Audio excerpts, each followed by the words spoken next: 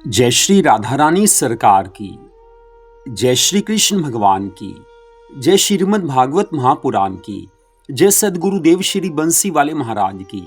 श्रीमद् भागवत महापुराण के तीसरे स्कंद के अध्याय 20, 21 और 22 की कथा आज हम आपको सुनाने जा रहे हैं, जो कि इस प्रकार है।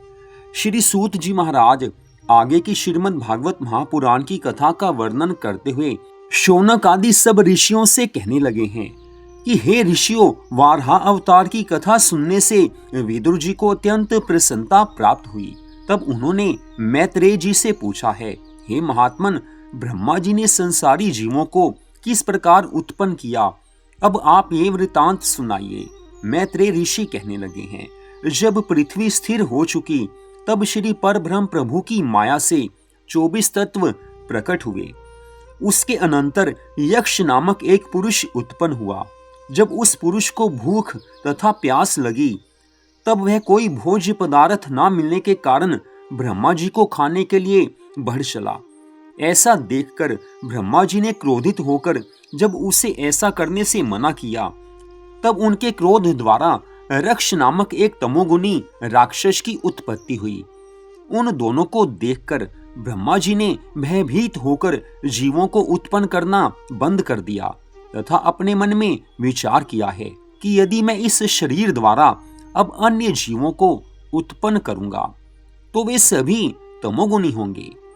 इसलिए मुझे ज्ञानी और धर्मात्मा प्राणियों की उत्पत्ति के लिए इस अपने शरीर को त्याग कर दूसरा सतोगुणी शरीर धारण करना चाहिए। ऐसा विचार करके आज ब्रह्मा जी ने अपना वह शरीर त्याग दिया है, दूसरा शरीर धारण किया है।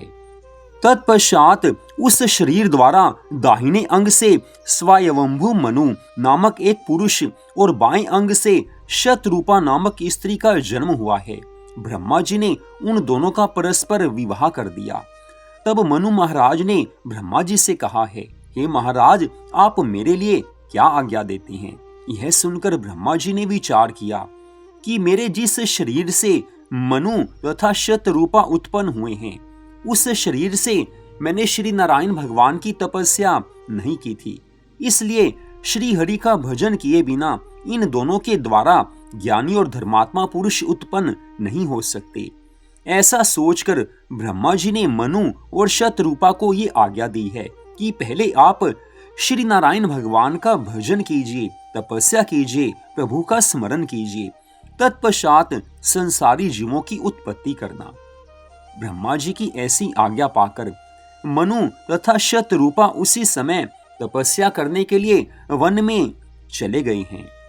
उनके चले जाने के बाद ब्रह्मा जी ने श्री नारायण भगवान को स्मरण करके उनसे प्रार्थना की है कि हे परम प्रभु, आप मेरे अपराध क्षमा कर दीजिए। सृष्टि को उत्पन्न करने में मुझसे बहुत सी भूलें हुई हैं, मुझसे ये अपराध बन पड़ा है।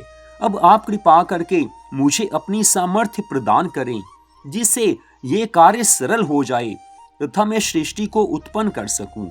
ब्रह्मा जी द्वारा इस प्रकार स्मरण किए जाने पर श्री नारायण भगवान जी ने उन्हें ध्यान में दर्शन देकर ये उपदेश दिया है, हे ब्रह्मा, मेरी कृपा से अब तुम्हारा शरीर शुद्ध हो गया है।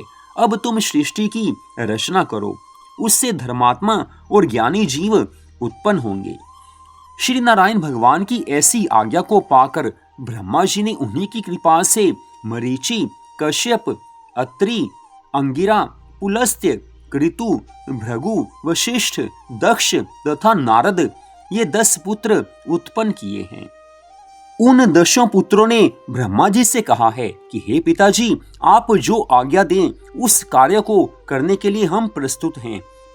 ब्रह्मा जी बोले कि तुम लोग श्री नारायण भगवान जी की तपस्या करने के बाद संसारी जीवों को उत्पन्न करो, इसी में मेरी तथा श्री नारायण भगवान की प्रसन्नता है। ऐसा सुनकर नारद, अंगिरा और क्रतु ने तो कोई उत्तर नहीं दिया है, लेकिन भृगु आदि 7 पुत्र अत्यंत प्रसन्न हुए हैं। तदनंतर ब्रह्मा जी के वे 10 पुत्र तपस्या करने के लिए वन में चले गए। जिस समय ब्रह्मा जी के शरीर से मनु और शतरूपा की उत्पत्ति हुई थी, उस समय उनके पूर्व शरीर की हड्डी और चमड़ू से एक अंधेरा प्रकट हुआ। उस अंधेरे को यक्ष और रक्ष ने स्त्री जानकर ग्रहण कर लिया। मैत्रेय ऋषि आगे की कथा का वर्णन करते हुए कहने लगे हैं, हे विदुर जी, मनु और शतरूपा ने वन में जाकर 10,000 वर्षों तक श्री नारायण भगवान का ध्यान करके तपस्या की है, प्रभु चरणों में मन को लगाया है। तब भगवान प्रसन्न हुए हैं, उन दोनों को अपना दर्शन देकर कृतार्थ किया है। दोनों भगवान के दर्शन प्राप्त करके अपने जीवन को सफल मानने लगे हैं। भगवान कहने लगे हैं कि मैं तुमसे बहुत प्रसन्न हूं, अतः तुम मनो इच्छित वरदान मांग लो। उस समय मनु और शतरूपा भगवान के दर्शन करके बहुत प्रसन्न हुए हैं। हाथ जोड़कर आज कहने लगे हैं, हे भगवान, हमने जगत की रचना करने और राज सिंहासन का आनंद पाने के लिए तपस्या की थी, सो ये हमसे बड़ी भूल हुई है। हमें राज्य पाने की अपेक्षा मुक्ति पाने के लिए तपस्या करनी चाहिए थी। आज मनु जी के ऐसे वचन सुनकर श्री नारायण भगवान कहने लगे हैं, हे मनु महाराज, तुमने जिस कार्य के निमित्त मेरी तपस्या की है वह और उसके अनंतर तुम जो कुछ भी चाहो वो मुझसे मांग सकते हो। आज प्रभु को अपने ऊपर प्रसन्न देखकर मनु और शतरूपा हाथ जोड़कर प्रार्थना करने लगे हैं, कहने लगे हैं, हे भगवान, हम लोगों की ये इच्छा है कि हमें आप जैसा पुत्र प्राप्त हो जाए। आज मनु और शतरूपा के इन वचनों को सुनकर भगवान कहने लगे हैं, मेरे समान तो समस्त विश्व में, समस्त त्रिलोकी भर में कोई नहीं हो सकता, इसलिए मैं स्वयं ही तुम्हारे यहाँ पुत्र रूप में अवतार ग्रहण करूंगा। इतनी बात कहकर श्री नारायण भगवान तो अंतर ध्यान हुए हैं। उस समय मनु और शतरूपा आनंद मग्न हो गए हैं। वन से लौटकर पितामह ब्रह्मा जी के पास आकर दंडवत प्रणाम किया है और फिर वे अपने पिता ब्रह्मा जी के आदेश से समस्त भूमंडल का राज्य करने लगे हैं। तत्पश्चात मनु और शतरूपा के द्वारा उत्तानपाद और प्रियव्रत नामक 2 पुत्र और आकुति, देवहूति और प्रसूति नामक 3 कन्याओं का जन्म हुआ है। उत्तानपाद का पुत्र ध्रुव हुआ। प्रियव्रत पहले तो नारद जी के ज्ञान के उपदेश से विरक्त हो गए थे, परंतु पुनः ब्रह्मा जी के द्वारा समझाने पर उन्होंने 7 द्वीपों का राज्य किया था।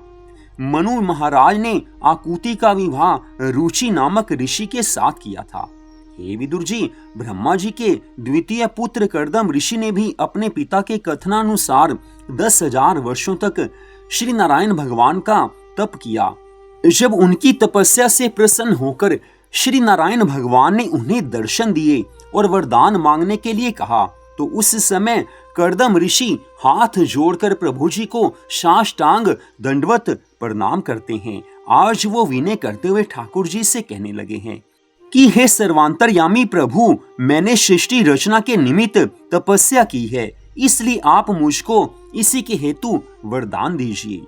आज ऐसा सुनकर भगवान कहने लगे हैं, मैं तुम्हें ये वरदान तो देता ही हूँ, इसके अनंतर तुम और जो कुछ भी चाहोगे वह सब भी तुम्हें अवश्य प्राप्त होगा। और सुनो, आज से तीसरे दिन स्वयंभू मनु अपनी कन्या देवहूति का विवाह तुम्हारे साथ करेंगे, सो तुम उस विवाह को स्वीकार कर लेना। आज ऐसे वरदान देने के बाद श्री नारायण भगवान के नेत्रों से ऐसा विचार करके आंसू गिरने लगे हैं कि देखो तो सही, कर्दम ऋषि ने केवल सृष्टि की उत्पत्ति के लिए और विवाह के लिए ही 10,000 वर्ष तक ऐसा घोर तप किया है। जिस स्थान पर श्री नारायण भगवान के नेत्रों से आंसू गिरे थे वहां बिंदुसर नामक तीर्थ बन गया। वह तालाब अभी भी कुरुक्षेत्र के पास उपस्थित है।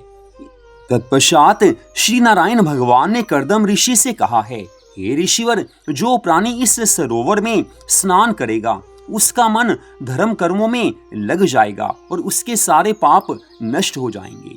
इतना कहकर त्रिलोकीनाथ भगवान श्री नारायण जी अंतर ध्यान हुए हैं। इसके बाद कर्दम ऋषि मनु जी के आने की प्रतीक्षा करने लगे हैं।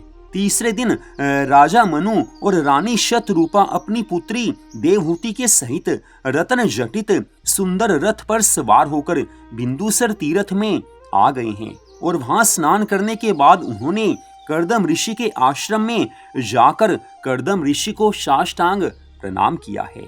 इतनी कथा सुनाने के पश्चात श्री सूत जी महाराज कहने लगे हैं, हे शौनक आदि ऋषियों, कर्दम ऋषि के उस अति परम सुंदर रमणीक आश्रम को देखकर मनु और शतरूपा बहुत प्रसन्न हुए हैं, आनंद मग्न हुए हैं और उन्होंने अपनी कन्या देवहूति का विवाह कर्दम ऋषि के साथ कर देने का निश्चय कर लिया है।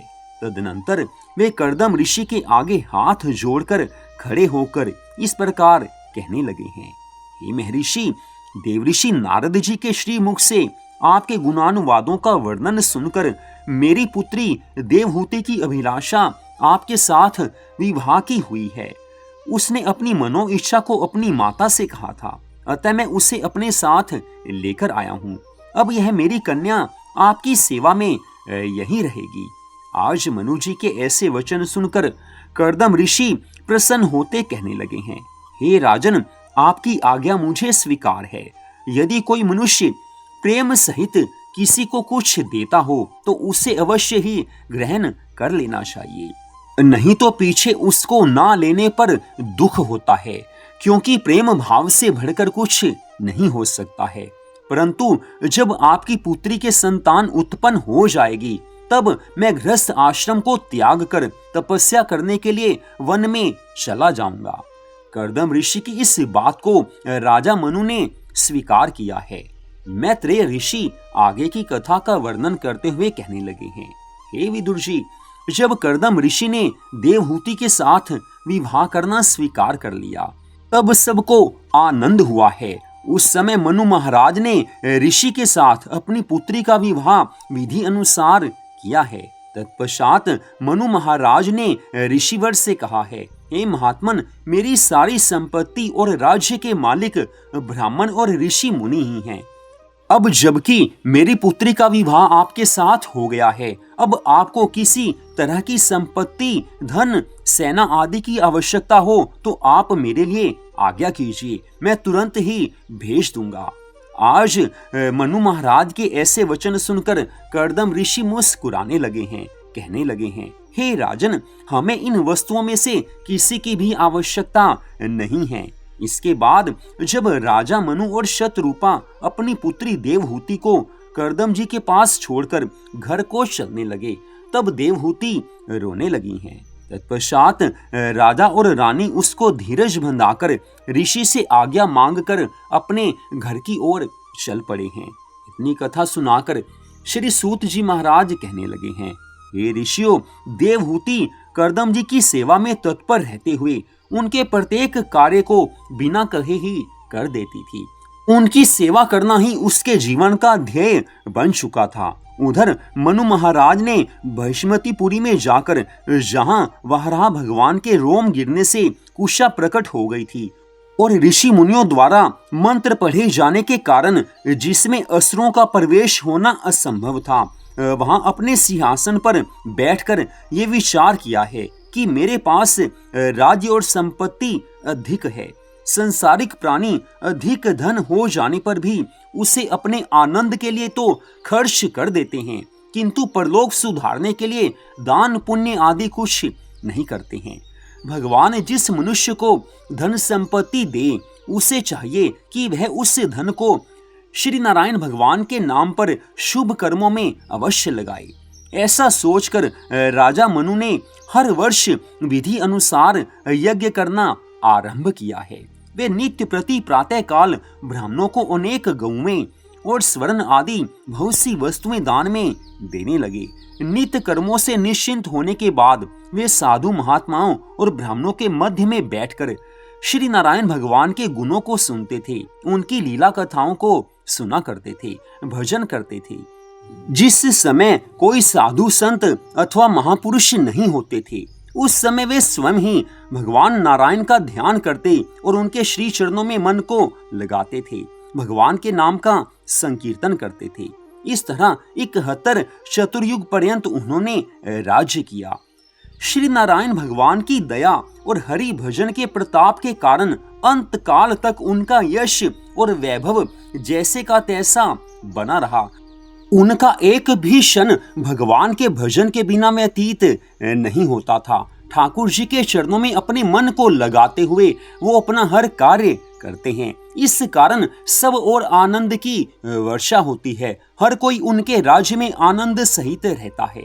उनके राज्य में आवश्यकता अनुसार वर्षा होती थी और वृक्ष आदि हर समय फल फूलों से लदे रहते हैं।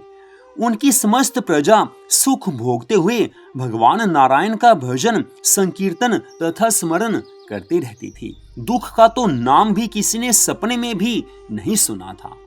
जिस देश का राजा ठाकुर जी के चरणों में मन को लगाकर रखेगा, उसका प्रभाव उस देश की प्रजा पर अवश्य पड़ता है। मनु महाराज ठाकुर जी की भक्ति करते हैं, प्रजा भी ठाकुर जी की भक्ति में लीन है। हर ओर आनंद ही आनंद है और यह परम सुंदर आनंद केवल भगवान की कृपा से ही मिल पाता है। तो यहीं पर आज की इस कथा का विश्राम होता है। अगले भाग में आप इससे आगे की कथा को सुन पाएंगे। जय श्री राधा रानी सरकार की, जय श्री कृष्ण भगवान की, जय श्रीमद् भागवत महापुराण की, जय सद्गुरुदेव श्री बंसी वाले महाराज की। जय जय श्री राधे, जय जय श्री राधे, जय जय श्री राधे श्याम।